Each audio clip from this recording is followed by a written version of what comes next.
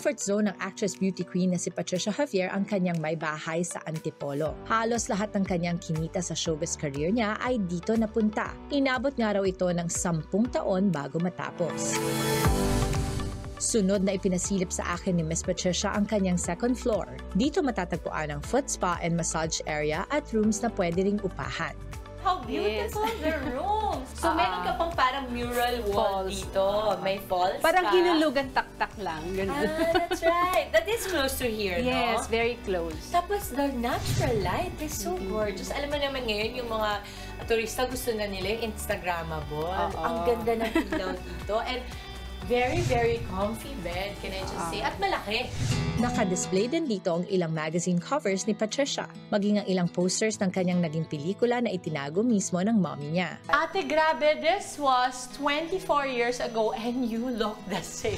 Ang buong third floor naman ang nagsisilbing main residential area. Meron itong 2 kwarto, spacious living room at open kitchen. Can I just say, the design of this is very reminiscent ng Amerika. Yes. So, itong mga furnitures na to, pinadala pa namin. Kasi yung mga anak ko, parang nung dinala ko sila dito, sabi ko, naku, baka namimiss nila yung bahay namin sa San Diego. Okay, so this is the open kitchen. I love it so much, Ate. So, itong nakikita nyo dito, kung ano yung kitchen namin sa San Diego, parang ginaya ko Parang talaga ganito siya. talaga siya. Gustong-gusto ko lang yung idea na lahat ina-adjust mo para sa mga taong mahal mo. 13 years tumira sa San Diego, California si Patricia at ang kanyang pamilya. Taong 2016 nang bumalik siya sa Pilipinas kasama ang asawang si Doc Rob at mga anak na sina Robert at Ryan. Para kay Patricia, love at first sight kung ituring ang kanilang love story ni Doc Rob. At ang pagiging mapagmahal hindi lamang sa pamilya kundi love for others ang nagustuhan niya sa mister na chiropractor. Kasi yung feeling ko, no, when I met my husband, hindi lang yung back ko, yung likod ko yung na-fix niya, na straight niya. Pati yung buhay ko. Na yung insecurity ko before na, kasi di ba, sexy star ka, parang baka walang magpakasal sa'yo, ganyan. Tapos nung nakilala ko yung asawa ko na binata, walang sabit, walang anak, sabi ko kaya, at the height of my career, kaya sabi nila, ba't nawala ka? Ganun.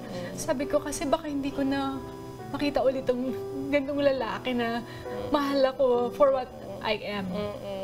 Tunay nga na ang tahanan ay hindi lang bahay. Ito ang lugar ng pag-ibig at pag-unawa. Kaya advice ni Patricia sa kapwa niya nanay at asawa, Tayo po ang hero ng mga anak natin. Tama. Always think din yung mga tao na laging kasama natin from the start. Yes. Thank you, Ate Pat. Maraming salamat. Sobrang na-enjoy ko ang pagkakataong ito. At sana maraming blessings pa ang dumating sa'yo, kay Doc Rob, kay Robert, at kay Ryan, at syempre sa pamilya mo.